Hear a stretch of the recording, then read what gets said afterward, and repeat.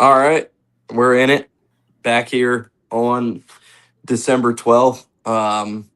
Conference or non-conference play winding down in most places. Pretty light week in the college basketball world. Not a ton going on, but some games to talk about, and obviously a huge something just fell somewhere in the house, threw me off. Um, but huge slate tomorrow. Obviously, we're looking forward to, and more to talk about Sunday night than we have tonight. But figure why not get in and get a show out tonight. Matt won't be with us tonight, but he should be back on Sunday. But we'll talk about what we saw this week. A lot of interesting quotes this week. Dan Hurley wants to die when he has to play bye games. Mick Cronin complaining about schedules again and times. Mark Pope had a lot of interesting quotes relating to the benching of Brandon Garrison, and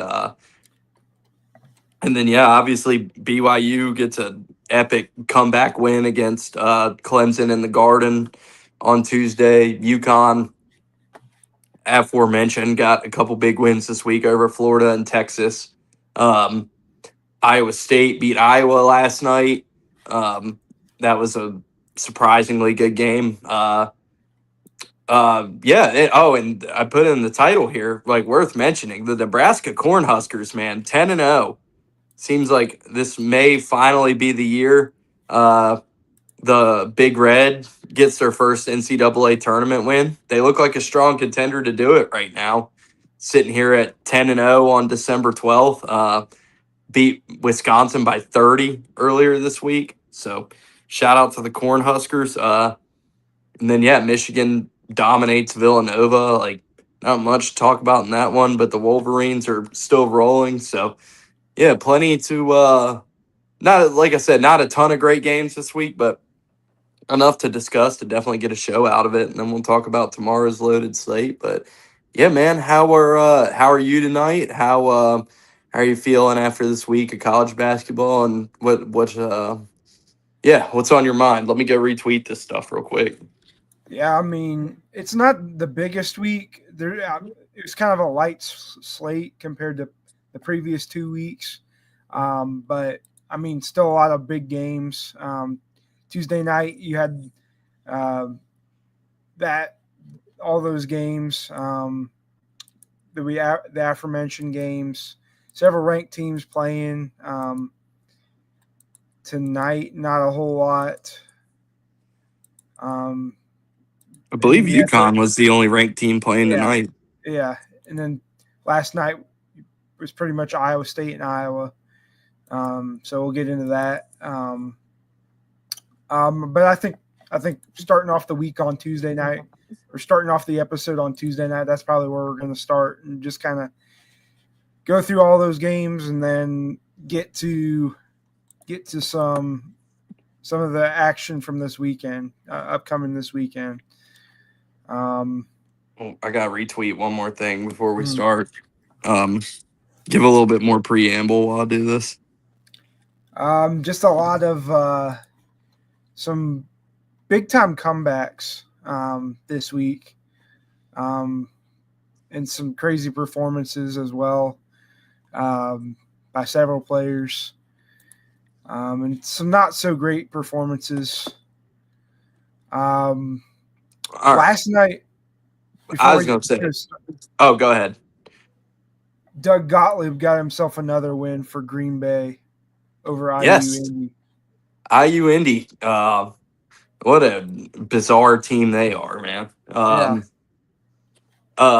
me get some chapstick here real quick. Let me put this on. Okay. Yeah, it was just staring me down. But all right. Well, you said some good performances this week. Let's start with the best of the best. And that is one AJ Dybansta. Because holy shit, did AJ Dybansta put on a show I'm like, what more can you say about the guy? Like, he's just been awesome this year. Like, he has come in and like from night one, like Dybansta has been everything he was cracked up to be this year, and I think the BYU Cougars are a legitimate contender in the Big 12. Seems like we have a lot of legitimate contenders in the Big 12, and I mean they're down. Go to Madison Square Garden, Jimmy V Classic, down by 21 at halftime to Clemson. And then AJ Dybansta just decided that BYU was not losing this game.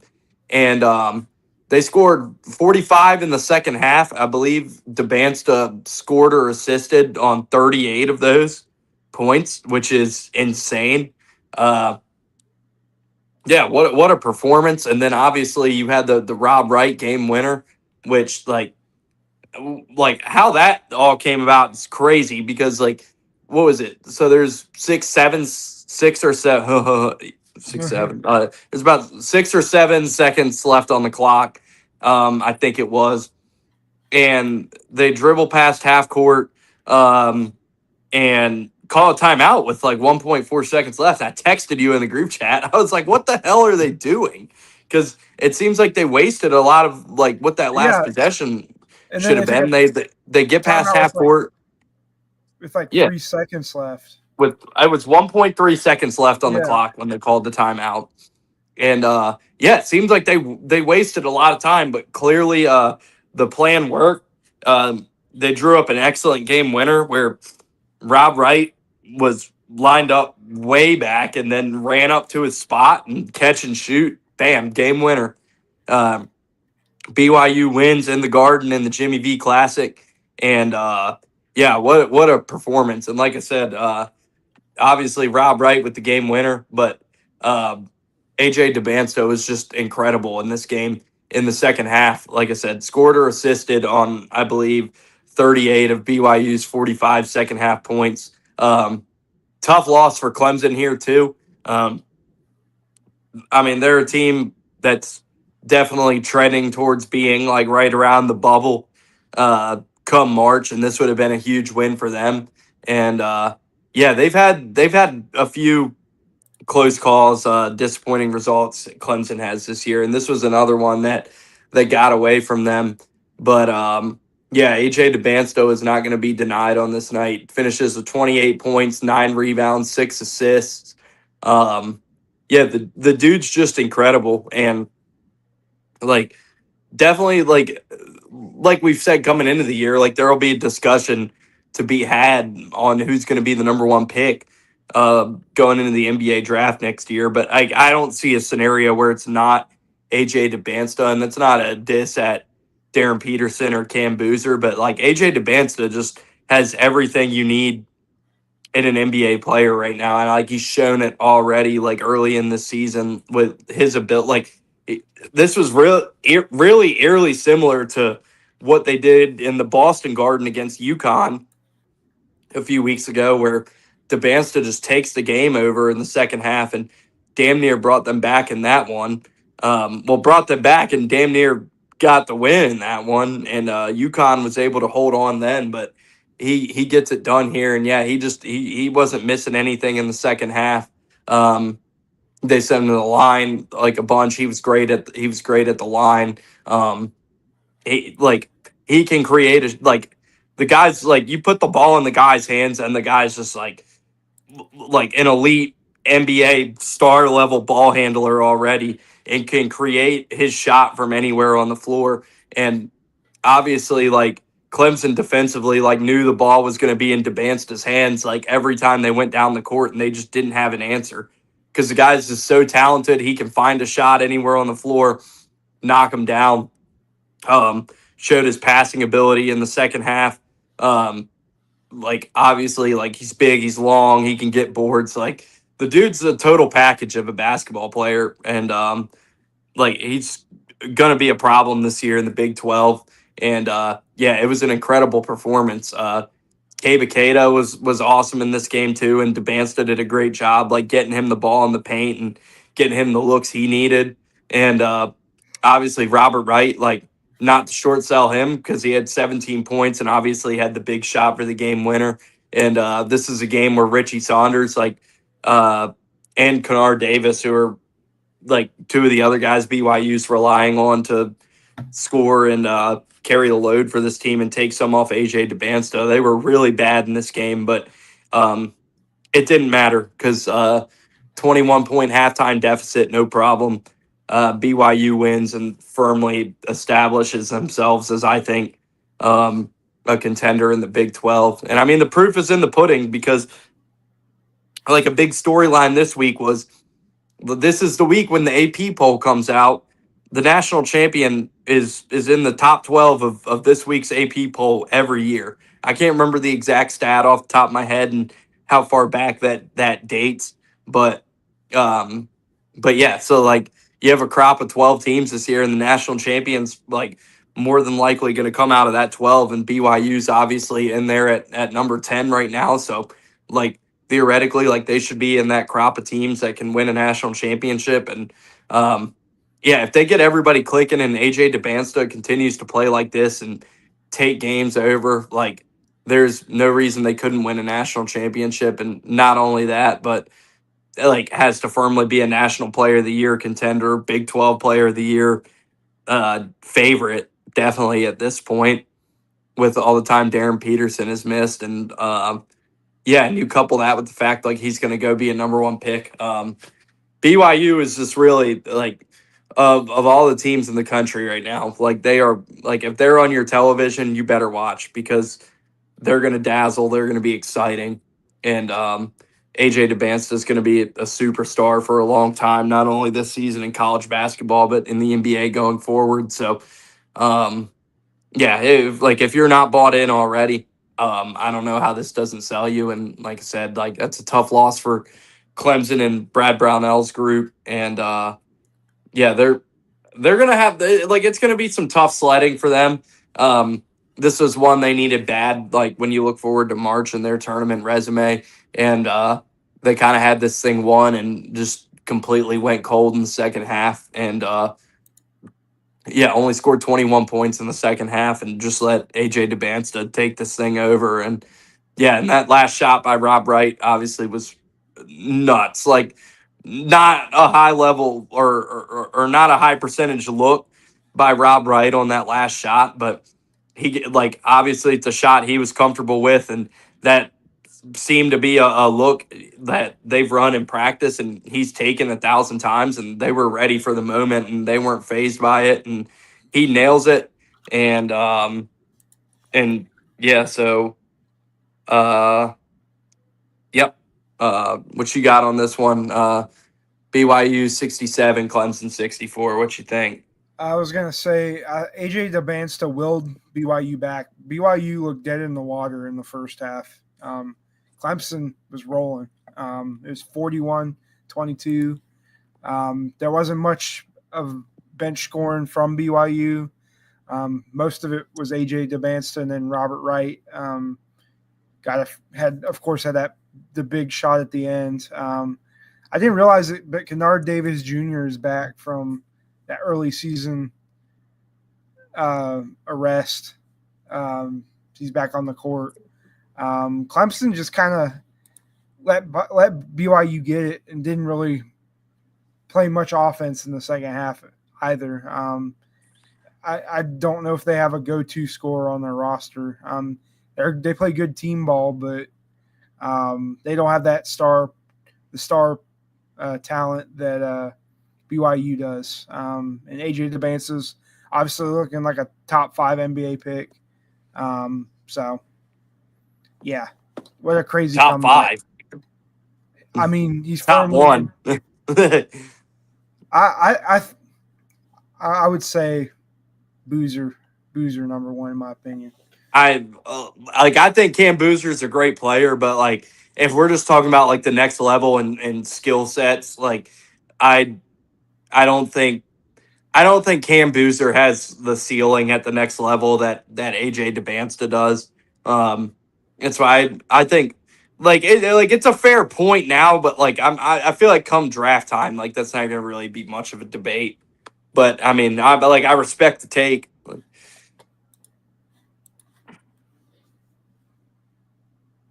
Yep. You got anything else on that one? Or Not really. well, yeah, obviously a huge win for BYU. you kind of look at the Big 12 right now, and like obviously you have Houston there who like hasn't looked like the team everybody expected, but they came in the year as the favorite, and um, they're still going to be right there for it. Obviously, like in the mix there, along with Arizona looking like one of the two best teams in the country right now, like Iowa State looking also like one of the best teams in the country. Um, BYU looking like they do. Kansas just getting Darren Peterson back. I don't think we've even scratched the surface of what Kansas is capable of. And feels like Darren Peterson has kind of like slid under the radar now with the time he's missed. And uh, some of these other guys like Cam Boozer and Dybansta taking over. And it's almost like he's kind of like people have forgotten like what he's also capable of. But that's why I say like I don't even think we scratched the surface on Kansas. And then obviously Texas Tech, like they got a big one tomorrow, but I'm sure they'll still be in the mix there. And I mean, yeah, like so I mean that's 6 teams I listed right there, and I think you have 6 legitimate contenders in the Big 12 now, which like this is definitely not going to be another year in the Big 12 of like it's just Houston and everybody else. Like I think if you look at the betting odds right now, like Arizona's overtaken them as the favorite in the Big 12, rightfully so. And it's a loaded conference right now. Like I mean, I said last week or the week before, like the Big 10 was the best conference in the nation. And I like that might have been a little reactionary. I'll probably backtrack on that because it definitely seems like if you just look at the top of the Big 12 and how good some of those teams are, like there's legitimate contenders there, and the Big 12 is really reestablishing themselves this year as the dominant conference in the sport. And yeah, you look at all the contenders there, like that battle in the Big 12 is going to be wild. There's some really, really good teams there. And I for one am very excited for Big 12 play to get going. Yeah. I mean, Big 12 has looked exceptional so far this year. I really I think Iowa State has got to be the favorite now. I mean, Houston's kind of looked not like themselves, and I mean Arizona's good, but I just don't trust I don't trust Tommy Lloyd to come down when it comes down to the stretch to just have a dominant team. I mean they've done this in the past, started the year and looked flashy. They're a great team. Don't get me wrong, but I'm about to say I think you're underselling it a bit. Like I'd call it more than flashy. Like this is probably the best team Tommy Lloyd has had there.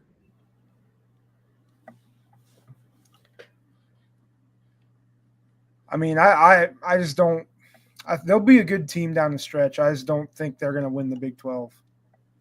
Yeah, I mean, I think they got a shot, and it's like we talked about a couple weeks ago. Like I think the thing with Arizona, like you gotta is like we said a couple weeks ago. Like I think getting out of the Caleb Love business has been beneficial to them as a team. Where like like I said a couple weeks ago, like there's so much variance with Caleb Love, and you're just kind of like at the mercy of whatever version of him's going to show up that day.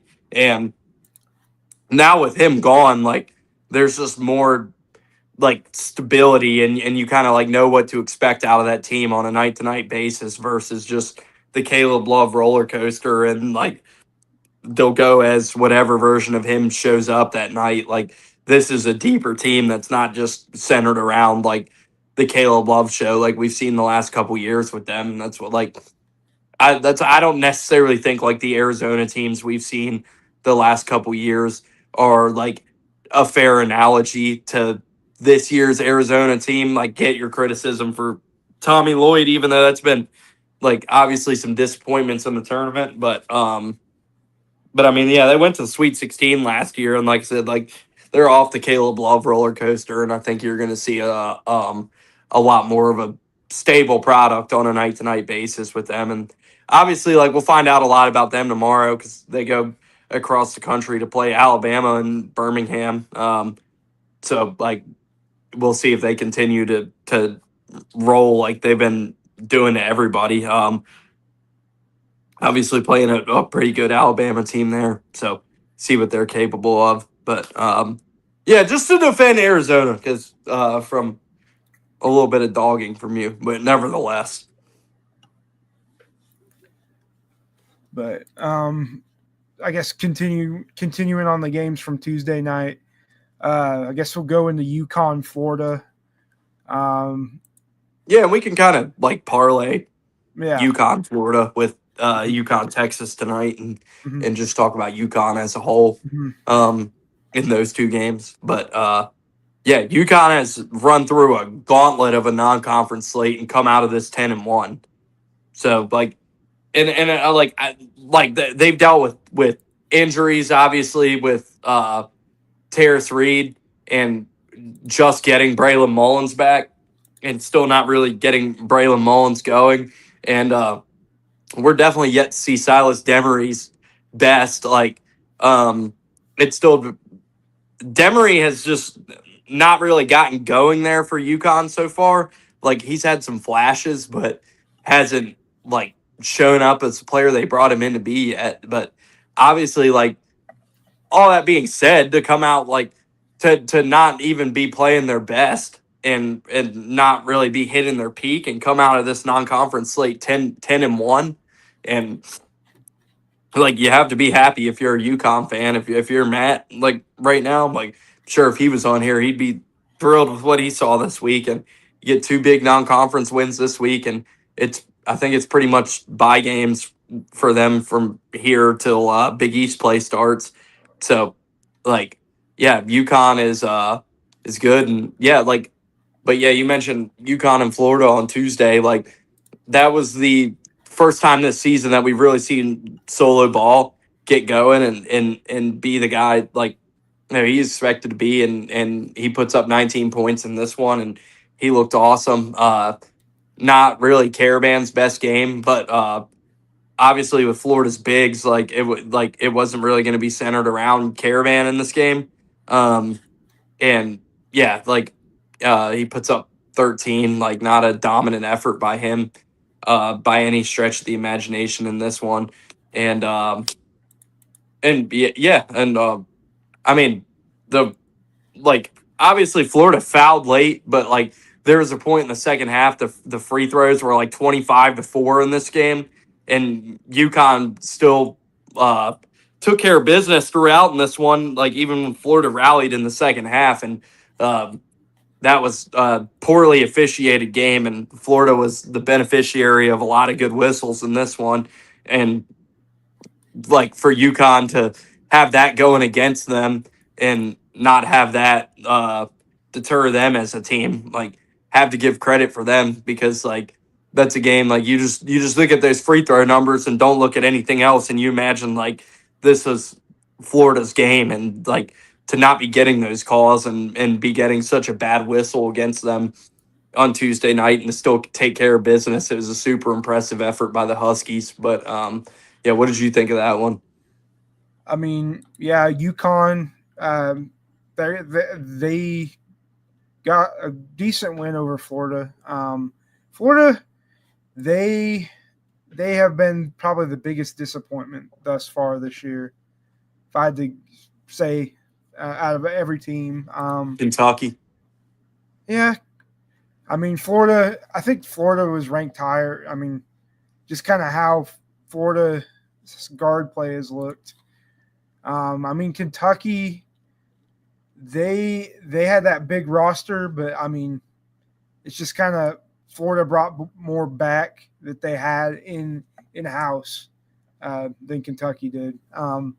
But Xavier Lee, he put up 19 points, but he had an atrocious shot at the end of the game that pretty much sealed the game for UConn.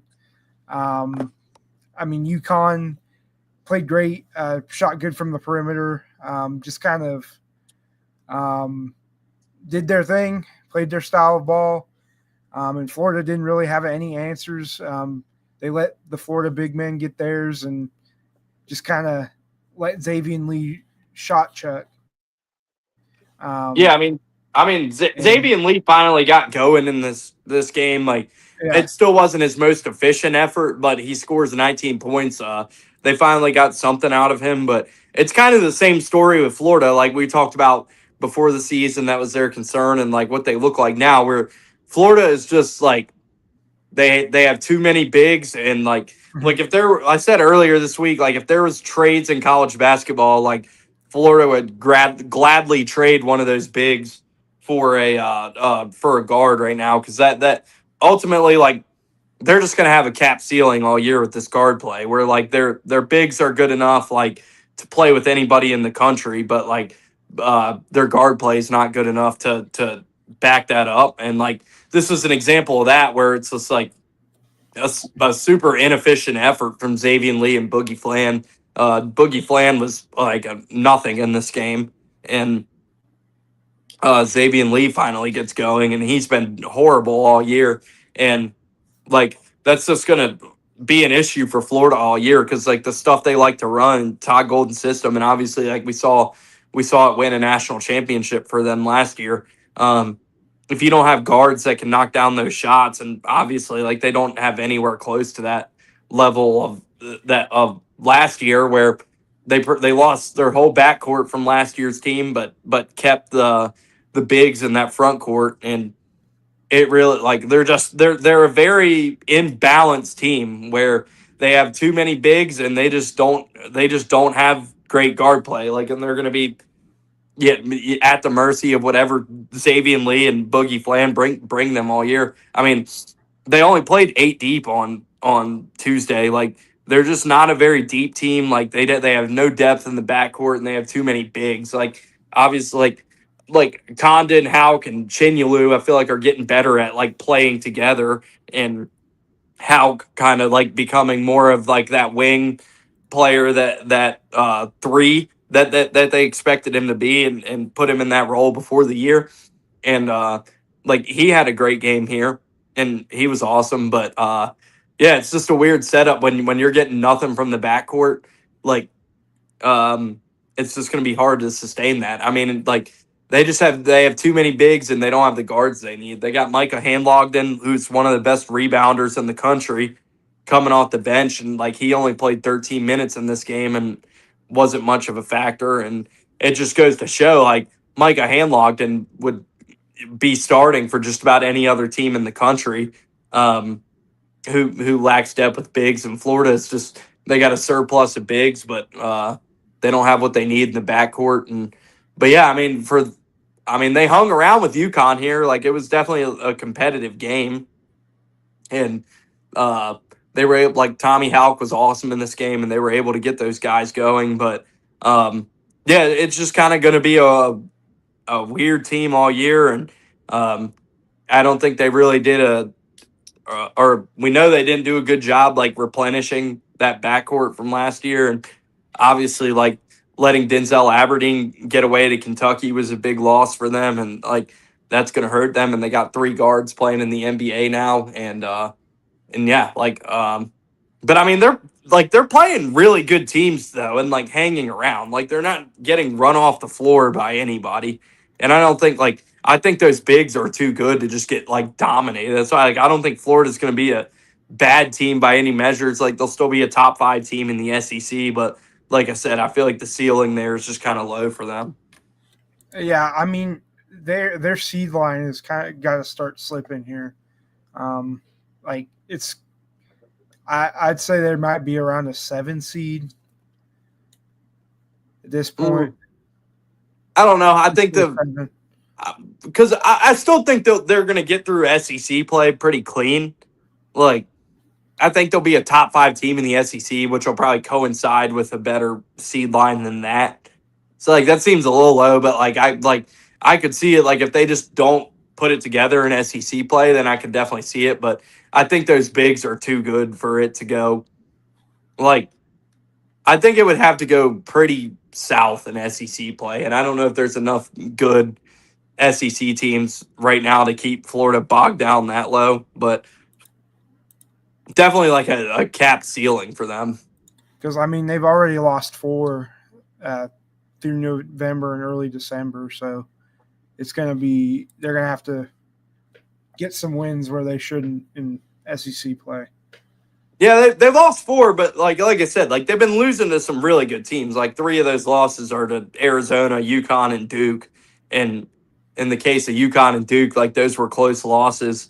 And then obviously like you mix the TCU loss in there, which isn't great. But like they've had a tough non-conference slate. That's why like I'm not willing to completely like write Florida off here. Like I think a 7 seed would be a pretty huge disappointment for that team, and I don't think it's going to be that bad in SEC play, and especially like the teams they're going to match up against in the SEC. I just don't think have the big depth to take it to those guys. Like we've seen some of these bigger, more physical teams like Duke and UConn and Arizona be able to do to them. Like I don't think there's a lot of teams in the SEC that can do that to them. That these do. And that's obviously like 3 of the best teams in the country. I just named off right there.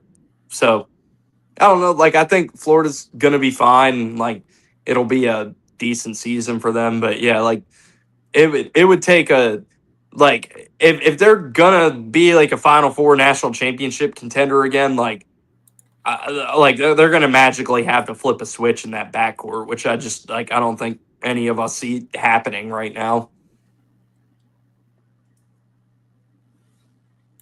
Yeah, I mean, I think that's pretty much.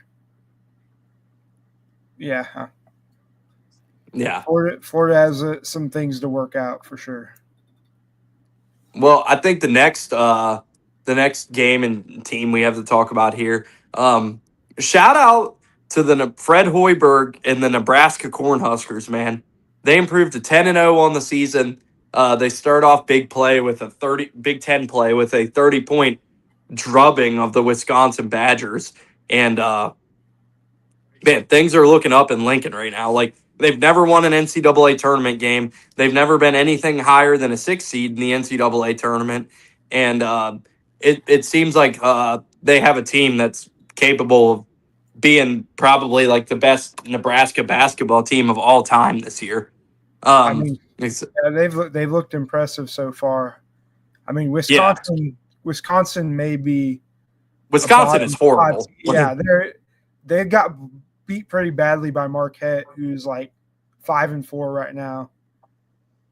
Yeah, I agree. Like Wisconsin's atrocious here, but Nebraska still takes care of business, man. And like Fred Hoiberg has that thing going, and have to be happy for those fans, man, because like that is one of the most passionate, loyal fan bases in all of college sports, where like Nebraska's playing in anything, whether it's football, basketball, whatever other sport. Like the Nebraska fans are going to show up and show out, and like they love their team, they love their school, and yeah, they've never had a basketball team like this. Like I said, like 6 seed is the highest seed line they've gotten in program history. Never won an NCAA tournament game, and like has to be a good bet right now. Like I mean, I'll pose the question to you. Like, do you think this the year? Does Nebraska get the first NCAA tournament win in program history? Do you think they can sustain this? I just depends on who they match up with in the first round. All right, I'm gonna need an answer here, Jacob. Do they get an NCAA tournament win this year? I'm gonna say no. Okay.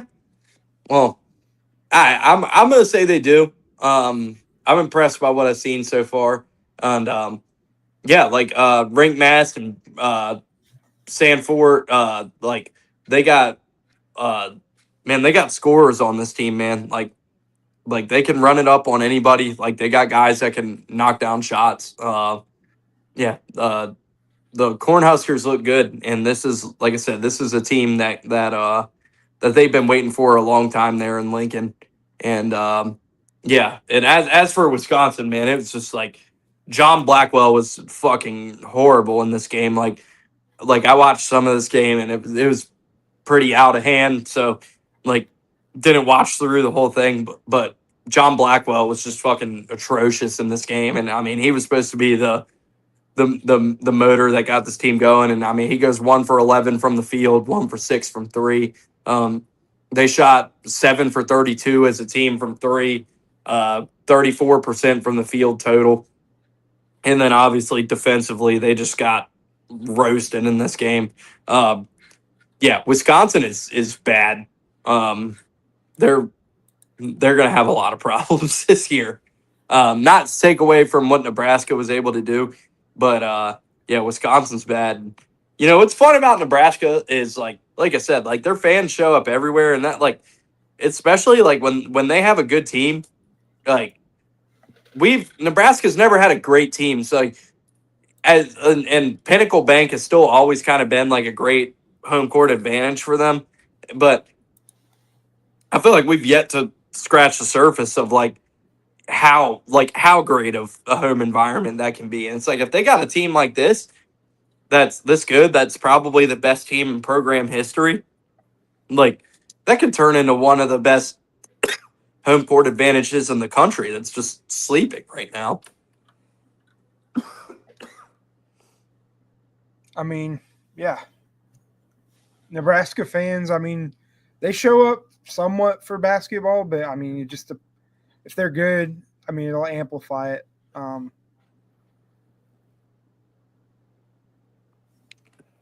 What's their arena's name?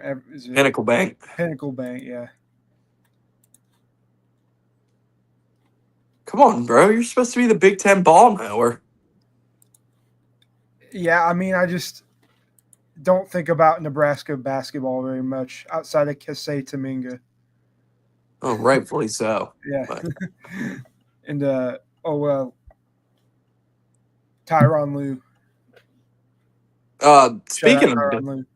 Speaking of the Big Ten, you Illinois beat Ohio State, and obviously your Boilermakers mowed down Minnesota. That was a destruction on Wednesday night.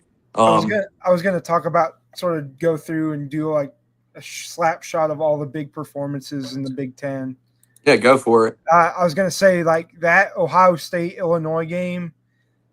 Bruce Thornton went off. Like I for one am not impressed by Illinois. They kind of got lucky in that Ohio State game. Like Ohio State pushed them to the brink. Like Ohio State just can't defend. Yeah, Illinois just doesn't seem all that fast. Like if they get into a track meet with like a team that like Michigan or Purdue, I really don't think they're gonna do much. You know, Illinois just kind of, I'd say they're like a second tier Big Ten team at this point. That's fair. And then on another big time performance for Indiana, Lamar Wilkerson had 44 points and 3 steals against Penn State. He also had 4 rebounds and 4 assists, but 44 points, that's insane. Yeah, famous last words. You go in the group chat and say, come on, Penn State beat Indiana in Assembly Hall. That did not happen. That did not happen. That was not even close. Because for like Indiana scored like 19 points within the first 15 minutes of the game, something like that. Like it was like really close throughout most of the first half, and then Indiana just put on an ass whooping. And then Michigan, of course, every time I see them play. Oh my God. They mowed down Bill. Like they legit scare me. Like of all the teams, I think they are a solid. They're going to be in the Final Four. Like, yeah, I think they are Final Four lock right now. I can tell you, like, you should be scared. Like, I think the question, like, no offense to you guys, but I think the question might be coming more: should Michigan be scared of Purdue? Like, but I know Michigan is just placing themselves on another tier right now. I know Villanova isn't very good, but Michigan beat them by like 20, almost 30 points. And they shot 27% from 3-point range. But yeah. And then of course on Wednesday night, I guess I'll talk about my Boilermakers last. First half, we kind of let Minnesota hang around for a little bit. We're still kind of hungover from that Iowa State game. I really that game I still think we just didn't shoot. Like, it was just one of those off games. Like, we kind of looked like the NBA players in Space Jam. Like, everyone just kind of was kind of like looking around and whatever, slow to the ball, and just kind of let Iowa State do whatever they wanted. And then we kind of we're too much standing around and watching in the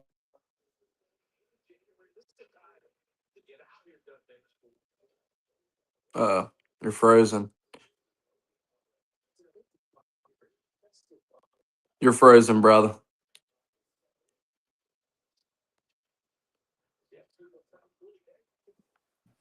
There we go. Sorry, I had a lag. You're back now. Okay. But I was saying, like, second half, we remembered who we were and we just put belt to ass on Minnesota. The Minnesota go.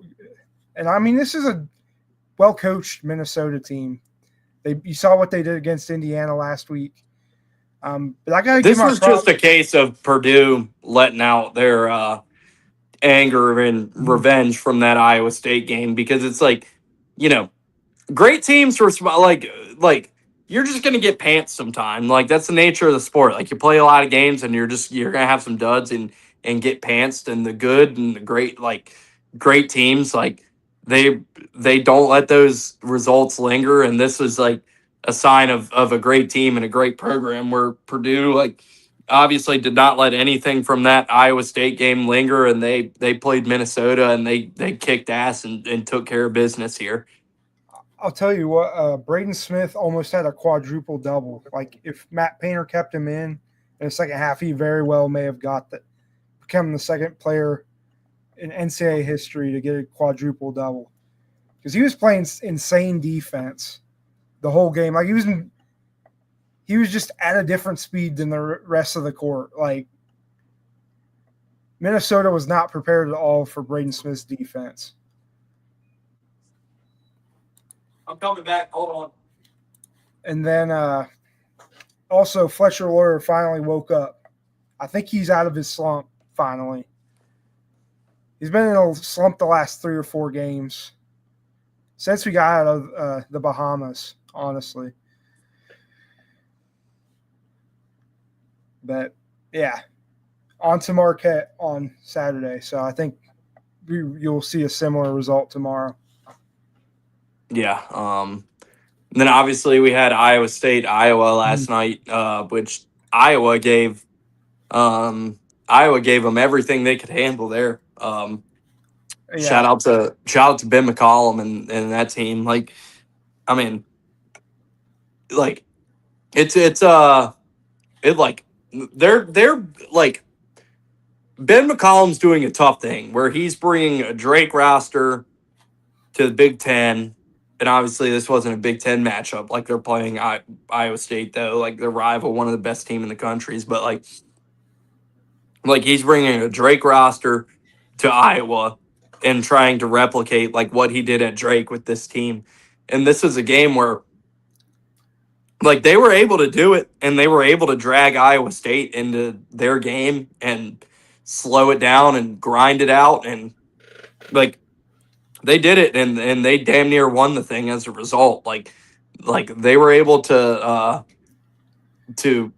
play that kind of game, and, like, they didn't even get a great effort from Bennett Sturts here, and it didn't even matter. Like, they were right there in this game, and that's a testament to Ben McCollum as a coach. And obviously, like, it's a huge rivalry game, and they go on the road, and they gave Iowa State everything they could handle. And yeah, it's like, it's not like Iowa State even played bad here or anything. Like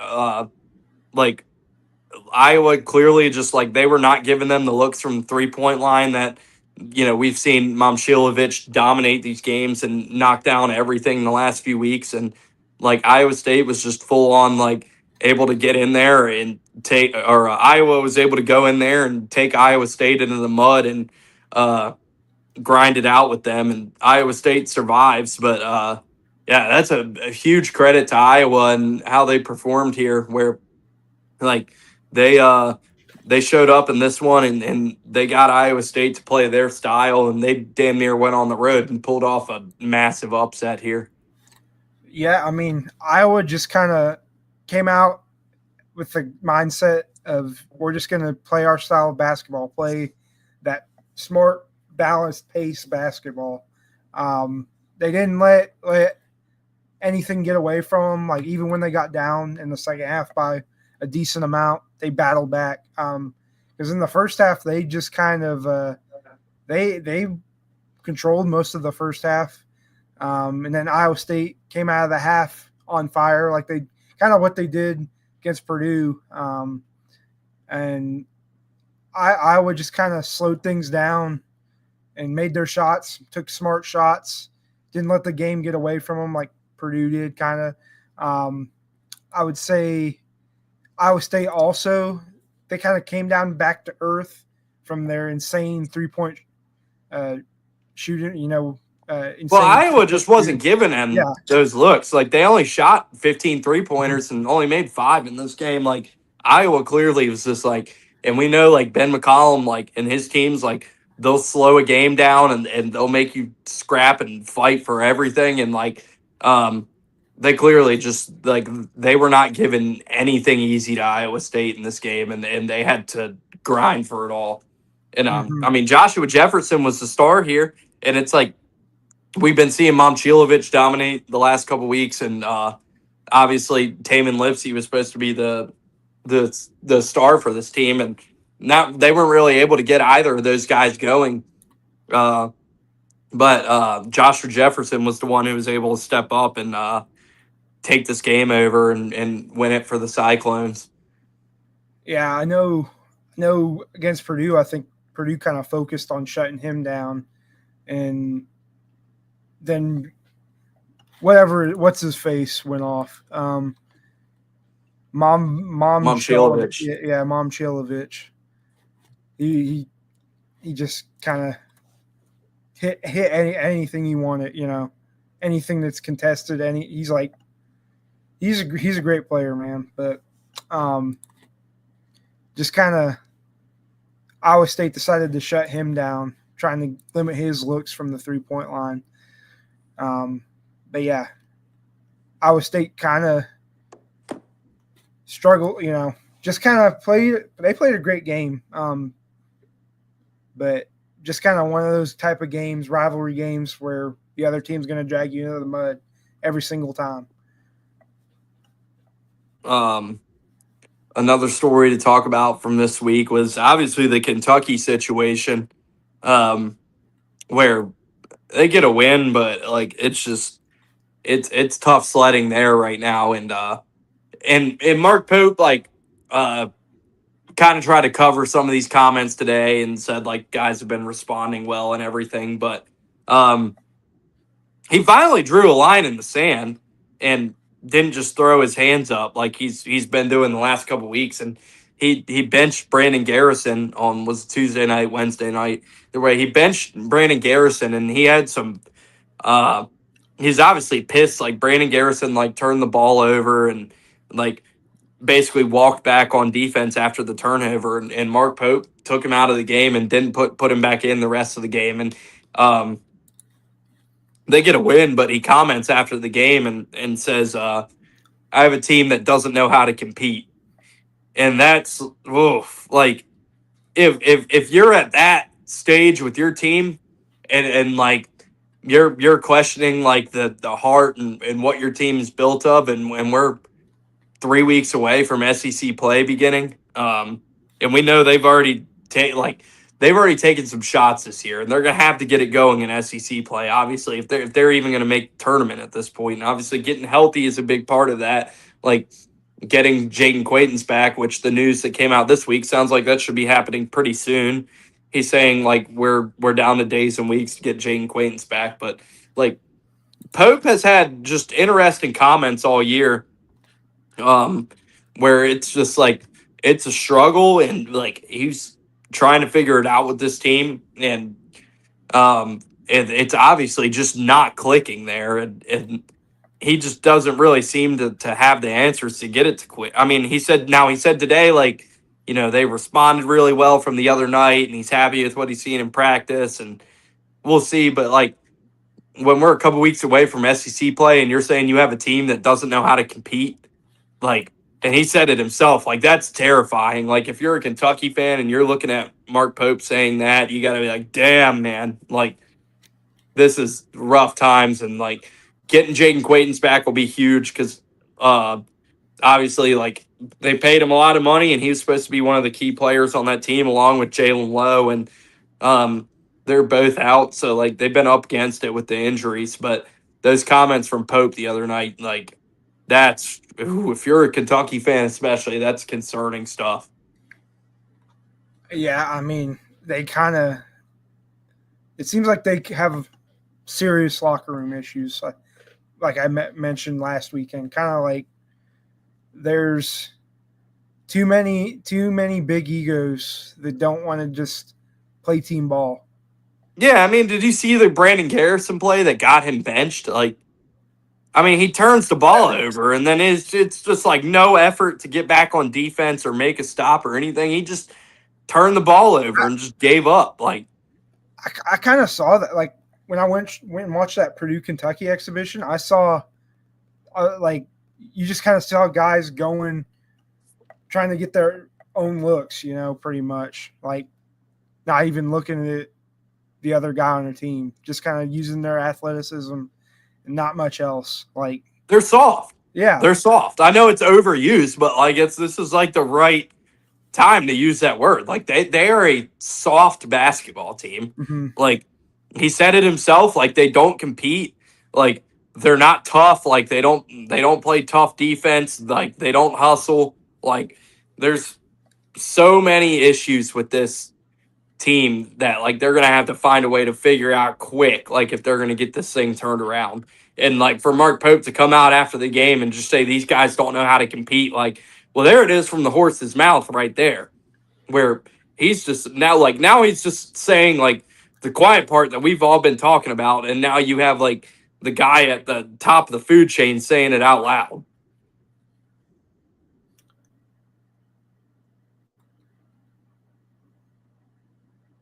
Yep. Yeah, I'm here. Okay, I was. All right. Yeah. I just freeze for a minute. Yeah. So yeah, concerning stuff for Kentucky. Mm-hmm. And then obviously we talked about UConn a little bit. And that was like the only real big game tonight. Like they played Texas, and like they got it done against Texas. I don't know if you watched that game. That second half was a fucking slog, man. Yeah, I feel like just like most games for Texas basketball the last several years have just been ugly basketball. And I don't think that has changed much this year. And like the biggest issue for UConn, like we talked about earlier, it's like Silas Demery puts up 2 points in 19 minutes tonight, was in foul trouble early and was never able to get it going. And like, I mean, they get a win here. They turned it over 15 times, like, which has never been a thing you see from Dan Hurley teams. Like that's like they like to play slow and they take care of the basketball and they get good looks, and like they turned the ball over a lot tonight. They turned it over 15 times, and Demery was in foul trouble, and like so like UConn's and that's what makes UConn just a terrifying team. Is like they're playing far from. I mean, I'd say UConn, like if you just watch them play, like they've been playing C+, B- basketball. And to be playing that with all these injuries, with like Braylon Mullins just coming back, and he finally like played 25 minutes tonight, and tonight was like Demery being in foul trouble was a big part of that. But tonight was like the first time we really saw Braylon Mullins get going a little bit, and obviously we know Terrace Reed's just coming off the injury. Like they're not playing their A+ basketball right now. But they're continuing to just get it done and win these games and click it off and on to the next. And like, yeah, like I said, like that's what makes them a really terrifying team. Is like It doesn't seem like that team is fully clicking yet, but they're still winning these games. And like now they've firmly established themselves like to make it through that non-conference slate like damn near unscathed, like only with that loss to Arizona, and going into Big East play, which we know that the Big East just isn't a very deep conference, and UConn's going to take care of business there, especially with St. John's not being the team we expected them to be. Like if you were betting on one seeds right now, like UConn has to be like a strong favorite. Just looking at them at this point, like I said, like tough non-conference slate, playing C plus B minus basketball, like injuries, Demery not really getting going, Solo Ball not really getting going. Um, like I said, they got Solo Ball going against Florida, but then he was 3 for 10 from the field tonight and did not play great. And Caravan was able to take care of business in this one. And like with all that being said, like they're 10-1 and they've run this non-conference gauntlet, and like they are in fantastic shape to go and roll through the Big East and get themselves a 1 seed come March. Yeah, I'd say they're on the borderline right now. You're just it just depends on how they finish down the stretch and how other teams in that area do. So yeah, 71-63, UConn got the win tonight. What were you about to say? I was going to say, just to mention for Texas, I see Cam Heide had a solid 0 points, 3 rebounds, 0 assists, 0 steals, 0 blocks. What's his face? I'm trying to remember his name. All right, Jacob, let's move on. We get it. The guy left Purdue. He's Satan. You can't leave Purdue. If you leave Purdue, you're a fraud. Great, man. Appreciate the insight, brother. Yeah.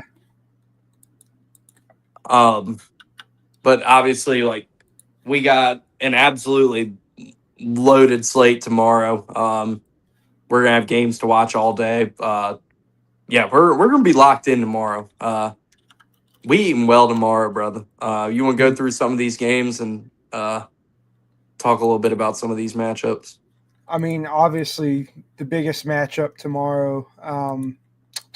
Let's pull this up. Hold on. Yeah, I'm getting mine pulled up too. I was just gonna run through it. We have starting it. I guess I'll go with the early games. You have Arkansas, Texas Tech early. That'll be a big matchup. One of those it'd be kind of the Southwest matchup. Old school there. Yeah. Hold on. I'm trying to get mine pulled up so we can so I can run through these with you and make sure we don't leave any stones unturned. My thing is struggling. So oh my god, this is so annoying, dude. I just want to pull. All right, screw it. Oh, now it wants to work. This is infuriating. Here we go.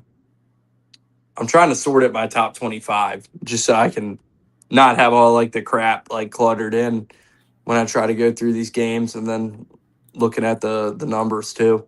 All right, so yeah, like you said, Arkansas, Texas Tech. That's going to be in Dallas at the American Airlines Center. Texas Tech, a 1.5-point favorite. What you think on that one? You want to pick some of these games as we go through? Yeah, I guess I'm going to go Texas Tech there. They need a big win. I think they get it done over Arkansas. Yeah, I'll go against you here. I'll go with Arkansas plus 1.5. Obviously, I got to say they get the win outright, but yeah, like I really like what I've seen from Arkansas so far. So yeah, I'll roll with the Hogs there. Purdue plays Marquette. Yeah. I imagine no concerns there. I'd say that might be one of our biggest wins, like point total wise. We got an old school rivalry getting renewed tomorrow. Louisville and Memphis. Yeah, I did see that one. Yeah, Louisville probably rolls there. They're 15.5 point favorite, but that's cool, man. That's an old school rivalry. Getting played again, so that'll be fun. There's always the chance Memphis just turns it into like absolute garbage basketball and like just like plays the dirtiest version of basketball you've ever seen. All right, Illinois takes on Nebraska at the State Farm Center. Illinois is a 9.5 point favorite. I mean, I was just talking up the Huskers, man. So I'll say right off the top, I've got to go with Nebraska. Like I'll say Illinois wins the game, but I think Nebraska covers that number and keeps this thing close. That'll Give me Big Red there. I think Illinois wins. I think it'll be under 10 points, but I think it will be a fun game to watch. We got Kansas going to Raleigh to take on NC State. This is a game NC State needs this one bad because they don't have any good wins on their resume as of now, and like they need to get a big non-conference win to put in their pocket going into ACC play, and they just haven't been able to capitalize on any of the opportunities they've had. And so yeah, this is one NC State's at home chance to get a big non-conference win and kind of salvage that slate before you get into ACC play. So gotta have it game for NC State. NC State minus 2.5 is the spread. I'll go with NC State to cover that one, win outright. Yeah, I mean, I think give me NC State as well. They need a big win. Sort of the same situation Texas Tech's in. Yeah. All right. Let's see. Why am I on A10 basketball? Well, dude, I'm trying to do this is infuriating. What's next? Throw me one next. The next biggest game, I think this might be the biggest one of the day, is Arizona, Alabama. That's not till tomorrow night. We got a few other big ones before then. We got Indiana, Kentucky before that. I was going chronologically. I was just looking at the top 25. Oh, okay. Well, yeah, we got Indiana and Kentucky tomorrow. Like we can't get out of here without talking about that one. Yeah, I'm hold on. Like I'm trying to get it. I'm trying to get it pulled up so I can see the spread and everything. But obviously, like the classic matchup here, like two blue bloods, and this is the game that Charles Barkley and Dickie V will be on the call for. My prediction for this game, despite Kentucky's struggles, I think Kentucky solidly wins this game over Indiana. Not surprised to hear you. Oh my god, dude! I'm just trying to pull up these games, and it is just not cooperating with me at all. It is making this so hard to do. You know, I'm just gonna do it on my phone. This will be the easier way to do this. I know I won't be on the screen. Yeah, I just wanted to give the line so we can throw some picks down here. Especially since it's at Rupp. Yeah, where's it at? Yeah, Indiana plays Kentucky minus 3.5. So you're taking Kentucky to cover that? Yeah. I'll take Indiana here, man. Kentucky's been terrible. I'll believe it when I see it with them. But until further notice, I will not be taking Kentucky as a favorite against a legitimate competition. Considering Indiana lost on the road to Minnesota, I mean. Yeah, I mean, we also got we got Georgia, Cincinnati. We skipped over that one. I know it's not a top 25 game, but Georgia's a team that's looked really good so far. They go into this one as a 9-point favorite. Definitely a clash of styles here. I'll take Georgia to win and cover. What do you think? Yeah, I think Georgia wins that pretty easily. They cover the 9. Mm-hmm. Wes Miller is firmly on the hot seat right now. Let's see.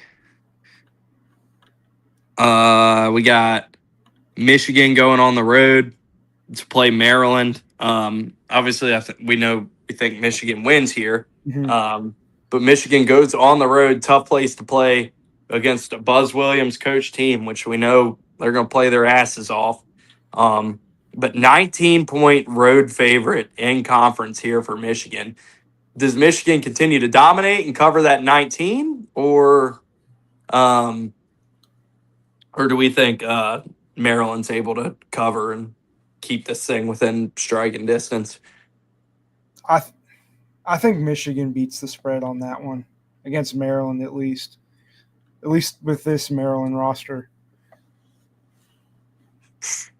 You know, I'm probably going to regret this. I'll take Maryland with the points there. You're giving me 19 points with Maryland at home and a Buzz Williams coach team. I think Maryland can. I think Michigan wins pretty easily here, but I think Maryland can stay within that number at home.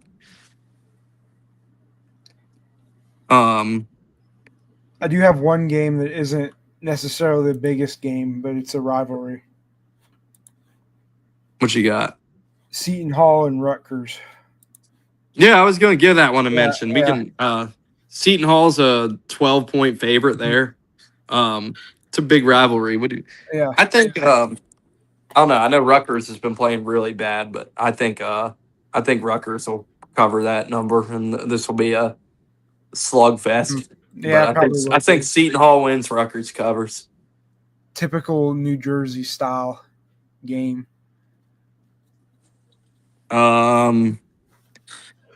Let's see. Got West Virginia, Ohio State. Mm-hmm. That's in Cleveland. Ohio State goes into this one a 4-point favorite. What you thinking there? Give me Ohio State, especially with the run Bruce Thornton's been on. West Virginia's been so in their first. Yeah, West Virginia's 8. Like they really haven't shown up yet against good competition. So yeah, I go with the Buckeyes to win and cover there. Yeah, it should be a fun matchup. Let's see. We got the SEC ACC Challenge was last week, but we got SMU and LSU playing tomorrow. We only got to make a pick there. Give me SMU in that one. Oh, well, we can make a pick there if you want. The line is SMU -2. Mm-hmm. Give me SMU to beat that. And then, we got Arizona, number 1 team in the country. They're heading to Birmingham to play Alabama. Arizona's a 2-point favorite here.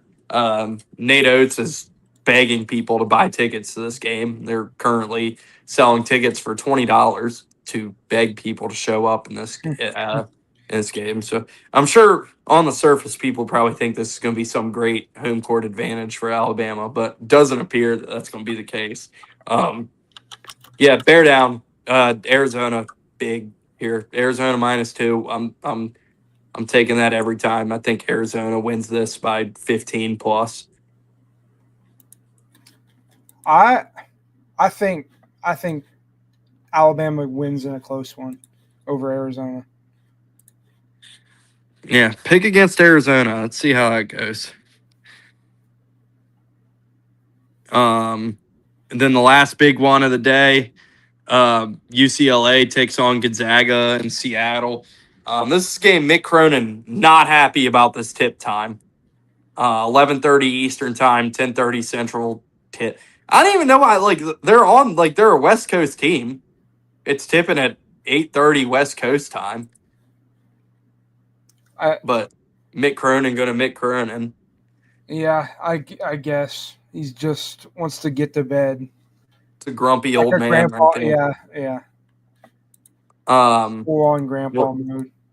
Gonzaga comes into this one 10.5 point favorite. What you think there? I think Gonzaga covers that easily. I think they beat that. I think Gonzaga wins here, but I think UCLA can cover this. I'll take UCLA with the points. But Gonzaga gets to win. And then don't think we really have anything Sunday. Let me look. No, there's like one top 25 game. Let me see if there's any like under the radar games. Chicago State, Loyola, Chicago. Let's see if there's any. High Point and App State play. Regional North Carolina game. Yeah, not a lot on the docket Sunday. South Alabama and North Boise. Texas. Yeah, I was about to say, that and Boise State, St. Mary's should be a pretty good one. That's probably a game of the day right there. So, yeah, I think that about does it. Yeah. Tomorrow's slate is absolutely loaded. Mm-hmm. So I'm looking forward to sitting on the couch and watching basketball all day tomorrow. As I'm doing right now, the Warriors and Timberwolves are playing a barn burner right now. So yeah, tomorrow's going to be loaded, but we'll be back to the show Sunday night. Hopefully rejoined by our compadre Matt to discuss a loaded college basketball slate this weekend. We'll have a lot more to talk about Sunday night than we did tonight, but hey, we got a show out of it, and we had a good time. But thanks everybody for tuning in. Make sure you go to YouTube, Sectator Media, subscribe to Sectator Media, like the stream, go to on X, Sectator Media. Give us a repost and a follow and a like, and also give us a follow on at One Shining Recap. I'm sure we'll fire a couple tweets off of there this weekend with all these good games going on. So looking forward to it. It's a loaded slate. Hope everybody enjoys the games this weekend, and we'll be back to chat about it Sunday night. But until then, thanks for tuning in. Y'all have a good night.